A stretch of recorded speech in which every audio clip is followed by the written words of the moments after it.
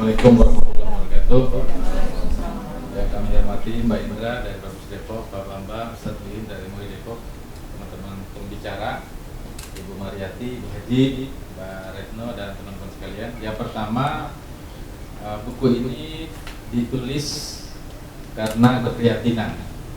Kita prihatin bahwa puluhan tahun Palestina masih menderita sejak negara Israel berdiri di sana, yang sampai sekarang kita belum akui sebagai negara, dan sampai sekarang ya. Jadi ini keprihatinan yang mendalam kita, dan karena kita prihatin maka kita perlu membuat sesuatu. Ada yang berbuat dengan harta, mengirimkan harta ke sana ya. Ada juga yang berjuang lewat menjadi relawan, ada yang datang sampai ke Palestina, bahkan ada yang menikah dengan perempuan Palestina ya. Misalnya Abdullah Onim dari Kabupaten Halmahera Utara di Galela.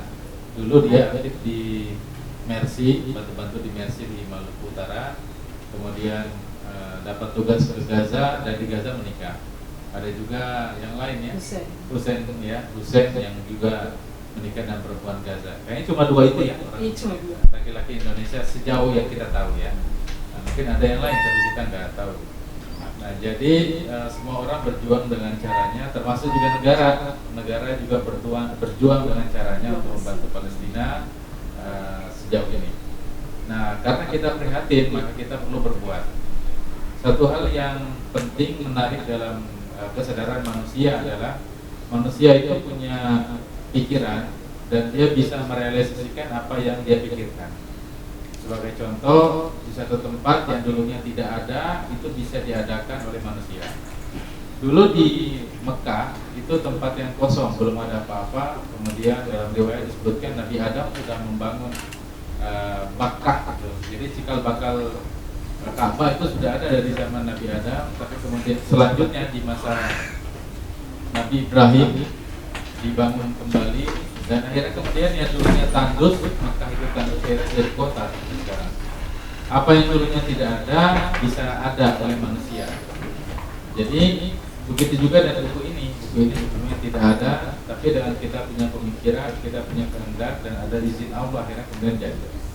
Itu yang pertama. Yang kedua, bagaimana buku ini dibikin? Sebagai seorang pribadi yang dipengaruhi oleh berbagai hal. Satu, saya dipengaruhi oleh lembaga yang saya berkhidmat terutama 20 tahun terakhir, namanya Forum Lingkar Pena. Saya nggak tahu ada nggak Forum Lingkar Pena yang ada di sini. Karena saya mulai gabung di Forum Lingkar Pena, didirikan oleh Mbak Helvi, 3 orang ya, Mbak Helvi, Mbak Asma, dan Mbak Maimunah Herawati. Saya banyak mendapatkan manfaat dari situ. Dari tidak bisa nulis, kemudian bisa nulis. Saya ajak banyak orang nulis dari Makassar, kemudian di Jakarta dan lain sebagainya. Saya banyak mengkader orang dan lain-lain. Akhirnya kemudian muncullah semangat untuk menjadikan buku sebagai satu gerakan. Yang itu juga telah dilakukan oleh Mbak Helvi lewat buku-bukunya Mbak Helvi, Mbak Asma lewat buku-bukunya, Mbak Uni Maimunah Herawati lewat buku-bukunya, Kang Abik lewat buku-bukunya, Kang Abik lewat Ayat Cinta, kemudian jadi film ya. Jadi semacam jadi gerakan, kira-kira seperti itu. Nah, saya coba berkontribusi dalam bentuk buku. Dulu waktu saya belum bisa menulis banget, saya dulu pernah bawa satu, ini yang juga kayak bayangkan namanya apa sih? Standing banner. Dalam satu acara di Grand Indonesia, saya pernah bawakan standing banner yang waktu itu pembicaranya adalah Mbak Asma Nadia. Jadi cara kita untuk menjadi penulis, kita perlu berkhidmat kepada penulis juga. Saya bawa standing banner acaranya Mbak Asma dan ikut menyukseskan acaranya. Mungkin dengan begitu akhirnya kemudian ada keberkahan yang kita dapat gitu ya, yang kita dapat kira-kira seperti itu. Nah, kemudian saya ajak beberapa orang ya, saya kontak juga Prof. Sudarnoto juga bersedia menjadi editor. Kemudian ini penulisnya saya nggak mau hanya Indonesia. Akhirnya kemudian kontaklah beberapa kawan. Pertama saya kontak kawan saya di Sri Lanka. Ini kawan saya ketemu di Amerika Serikat 2019, program di Amerika, dan dia kemudian mengajak teman-teman yang lain di Sri Lanka. Maka di buku ini ada beberapa orang dari Sri Lanka. Dari Sri Lanka ada beberapa orang. Beliau aktif di hubungan antaragama di Sri Lanka. Kemudian gak cukup hanya itu, kita juga punya kawan di Afrika Selatan. Akhirnya saya kontak juga kawan di Afrika Selatan dan diajak juga teman-teman yang lain, kira ada dari Afrika Selatan. Kemudian di Malaysia ada juga kawan kita, akhirnya dari Malaysia juga. Kemudian ada juga di Depok ada UI3, kampus internasional ya. Kawannya Bu Haji Mariati Aprilia, beliau ajak lagi kawan yang lain, orang Bangladesh. Sekarang udah balik ke Bangladesh ya. Cuma kemarin mau dikirim bukunya nggak bisa terkirim itu karena katanya lagi ada problem di Bangladesh, belum bisa dikirim. Akhirnya jadilah penulis buku ini Indonesia, ada juga dari Malaysia, orang Indonesia ya. Sri Lanka, Bangladesh, Afrika Selatan, berarti sekitar 5 negara yang ikut menulis buku ini. Nah, setelah buku ini jadi, kita tidak punya pembiayaan, akhirnya kemudian kontak-kontak MUI, kemudian Basnas juga, dan beberapa lembaga yang kira-kira bisa supporting. Akhirnya kemudian jadilah logo-logo ini, logo-logo ini untuk supporting program ini. Buku ini telah diluncurkan di Senayan, di Jakarta, di ruang Abdul Muiz 1 bulan lalu. Setelah itu dilanjutkan pada diskusi di Taman Ismail Marzuki. Kemudian dilanjutkan lagi diskusi di mana lagi ya sebelum ini pernah juga di tempat lain, kemudian diadakan di sini. Jadi buku ini walaupun sederhana tapi sudah berkontribusi untuk event Asia Pasifik di Senayan, begitu juga di beberapa tempat lain. Dan untuk di internasional sudah kirim bukunya ke beberapa tempat. Ada juga versi PDF, yang PDF ini bisa dibaca dan bisa disebarkan untuk kita semua. Sekarang isinya apa nih? Isi buku ini apa? Nah, kalau kita lihat judulnya Free Palestine, berarti satu ide utama adalah pembebasan Palestina. Nah, di bawahnya adalah solusi krisis kemanusiaan di tanah para nabi. Jadi Palestina itu tanah para nabi, tempat yang diberkahi, nabi-nabi pada di sana ya, dan sampai sekarang masih menderita. Nah, solusinya adalah Palestina harus dibebaskan. Bapak Ibu sekalian, pembebasan Palestina ini ada beberapa gagasan. Yang pertama adalah gagasan satu negara. Satu negara ini gagasannya Yahudi, ya. Zionis pengen satu negara, artinya seluruh tempat itu bisa menjadi negara Yahudi. Ini sebenarnya relevan juga sama founding father mereka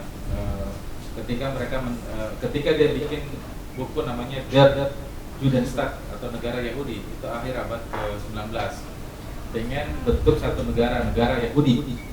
Dan kalau kita lihat negara Yahudi itu membentang sangat jauh, itu mulai dari Efrat di Irak ya, sampai ke Nil di Mesir, berarti dia panjang sekali itu wilayahnya. Satu negara gitu. Kemudian Hamas juga itu pernah juga punya visi untuk satu negara. Jadi visi Hamas itu adalah mengusir Yahudi dan mendirikan negara Palestina doang. Jadi satu negara udah ada nih, Israel atau Yahudi satu negara. Hamas juga pernah. Saya belum tahu apakah Hamas masih tetap mempertahankan satu negara tadi, mengusir atau mengusir Israel, jauh Israel, kemudian fokus pada negara Palestina saja, atau setuju pada langkah kedua, solusi dua negara. Nah, yang pertama satu negara, yang kedua dua negara. Dua negara ini adalah negara Israel dan negara Palestina. Negara Israel dan Palestina ini batas-batasnya pada satu perjanjian tahun 60-an. Perjanjian 60-an itu batas-batasnya jelas. Dan kalau batas-batas ini dipatuhi, maka satu Israel harus menarik mundur, bukan menarik mundur, ya, harus keluar dari batas-batas itu. Sekarang kan Israel membangun pemukiman di tepi barat terutama, dan itu sudah melewati batas-batas dari tahun 60-an itu. Jadi harus keluar dulu dari situ, dan lain-lain. Nah, ini solusi dua negara. Ada juga solusi tiga negara. Solusi tiga negara itu satu state Israel, yang kedua state di di Gaza, karena Gaza ini mayoritas adalah kelompok Hamas ya. Kemudian satu lagi state di tepi barat. Tepi barat ini karena mayoritasnya Fatah, maka satu negara lagi. Jadi tiga negara ada yang punya solusi itu, dan lain-lain. Jadi banyak ini. Nah, dari sekian banyak opsi untuk negara-negara ini, nah di tingkat Islamic Society, di tingkat masyarakat Islam umumnya orang Islam setuju satu negara, yaitu State Palestine, karena itu tanahnya Palestina. Kenapa tanah Palestina? Karena sebelum 48 itu orang Palestina doang. Palestina itu termasuk yang etnik Palestina, termasuk orang Yahudi juga. Yahudi, bukan Yahudi Zionis. Kan mereka mulai bangun state Israel itu kan sebelumnya dari pengungsi dari Eropa dan mana-mana. Nah dulu itu karena mereka banyak masalah di Eropa ya, di Eropa dipersekusi dan lain-lain. Akhirnya ada ide, kira-kira kemana ya? Muncullah beberapa negara, salah satu negara di Afrika. Afrika ini bisa jadi tempat orang Yahudi pindah bikin state. Yang kedua, satu negara juga di Amerika Latin, bisa ke situ juga, atau Palestina. Jadi setidaknya 3 tempat waktu itu. Kemudian waktu itu setelah Turki Utsmani kalah, ya waktu perang, kemudian mandat daerah Palestina itu berada di Inggris. Inggris kemudian bekerja sama dengan kelompok lobby Zionis internasional tadi itu. Akhirnya kemudian Inggris memberikan mandat ini kepada kalangan Yahudi tadi itu, Yahudi Zionis. Nah sebelumnya mereka bermasalah ini, Yahudi bermasalah di Eropa dan lain-lain sebagainya. Jadi umat Islam secara umum solusinya adalah satu negara Palestina dan Yahudi dinyahkan dari sana. Tapi di tingkat state negara ini tidak selalu sinkron dengan kehendak mayoritas umat Islam. Sebagai contoh di Indonesia, kalau orang Islam ditanya itu solusinya Palestina gimana? Ya negara Palestina. Kan dia penjajah, masa dia jajah kita terus? Misalnya kayak Belanda nih, Belanda jajah ke sini, jajah Indonesia, terus kita bikin 2 negara di Indonesia. Kan orang Indonesia nggak mungkin gitu. Belanda harus balik ke kampungnya, ini negara kita. Nah umumnya Islamic Society Muslim Ummah itu setuju pada itu. Tapi di tingkat state negara itu rupanya sekarang lebih cenderung pada 2 negara. Sebagai contoh di Indonesia, Pak Prabowo itu cenderung pada 2 negara. Kenapa? Karena sekarang rata-rata negara itu pada setuju pada 2 negara. Di Indonesia, Malaysia juga saya kira beberapa negara Arab, bahkan beberapa negara Arab sudah melakukan normalisasi ya. Misalnya didekati oleh Israel untuk normalisasi dengan Israel, tapi Saudi belum mau menerima. Klausul dari Saudi adalah kita mau step-step dulu. Step-stepnya adalah berdiri dulu negara Palestina yang berdaulat. Berdaulat itu berarti negaranya diakui masuk di PBB, bukan observer. Kalau sekarang kan di PBB hanya observer, melihat doang gitu ya, belum menjadi negara yang punya kedaulatan penuh. Harus daulat penuh. Kalau daulat penuh berarti dia harus menguasai juga teritorinya, kemudian udaranya juga dia harus kuasai, angkatan laut, polisi dan lain sebagainya. Dia harus punya termasuk senjata. Nah, kalau itu udah ada baru Saudi mau. Jadi Saudi mau seperti itu. Pak Prabowo juga berpikir begitu. Makanya waktu Pak Presiden Prabowo pidato di PBB dia bilang kan bahwa Indonesia bisa, sebenarnya ini terlalu maju kata Prabowo. Indonesia bisa membuka hubungan diplomatik dengan Israel dengan syarat Palestina merdeka dulu. Sebenarnya Pak Prabowo perlu menjelaskan lagi apa klausul-klausulnya yang dimaksud Palestina merdeka. Satu, Palestina merdeka berarti harus berdaulat, diakui oleh negara-negara di PBB. Yang kedua, dia juga harus punya batas-batas di tahun 60-an itu. Jadi settlement Israel harus ditarik dan dihancurkan kembali ke Palestina.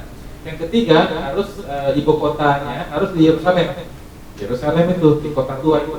Yang keempat, harus juga Palestina ini memiliki hak untuk memiliki angkatan bersenjata, tentara. Kan sekarang Israel kan nggak mau Palestina memiliki angkatan bersenjata. Jadi mereka nggak punya tentara kan, boleh lihat, nggak ada tentaranya. Makanya karena nggak ada tentara, maka ada sih polisi sipil ada, tapi polisi ada tapi belum maksimal. Nah, mungkin itu harus dijelaskan oleh Pak Presiden Prabowo agar lebih detail gitu. Nah, inilah yang terjadi di masyarakat kita dan sampai sekarang kalau kita lihat Israel terus saja melakukan pengkhianatan ya, pengkhianatan dan lain sebagainya, dan masyarakat sudah mulai tidak percaya ini Israel setuju dengan 2 negara atau tidak, karena Netanyahu juga tidak setuju dengan solusi 2 negara. Tapi seluruh dunia di mana-mana pengen solusi 2 negara. Nah ini yang saya kira perlu kita didiskusikan, dan kalau bisa mungkin setelah ini kita perlu bikin juga semacam masukan-masukan pada pemerintah kita. Apa sebenarnya solusi terbaik bagi masalah Palestina ini? Apakah solusi satu negara kah atau 2 negara? Ya. Kemudian yang kedua, apa langkah-langkah konkret yang bisa dilakukan oleh pemerintah Indonesia untuk membantu Palestina Presiden pengen mengirim 20.000 pasukan ke sana, ya kan? Sekarang sudah dipersiapkan. Nah, kira-kira apa saja yang perlu dipersiapkan? Apakah ini hanya tentara aja yang ke sana atau juga sipil? Saya dengar waktu di MUI ada pernyataan dari Panglima TNI mengatakan bahwa sebenarnya dalam humanitarian crisis seperti Palestina itu butuh juga orang sipil. Jadi kalau dalam satu penerbangan sebenarnya bukan cuma army, tapi juga orang sipil kayak dokter, psikolog, itu kan banyak trauma healing dan lain sebagainya. Perlu juga orang sipil yang masuk ke sana gitu. Nah, saya kira penting bagi kita untuk diskusi ini, nanti kita bisa merumuskan nih kira-kira apa solusi yang bisa kita tawarkan kepada pemerintah kita agar pemerintah kita bisa kalau bisa bentuknya rilis dan lain sebagainya, yang kira-kira bisa memberikan input ya insight kepada pemerintah berkaitan dengan Palestina. Saya kira itu aja. Terima kasih. Assalamualaikum warahmatullahi wabarakatuh.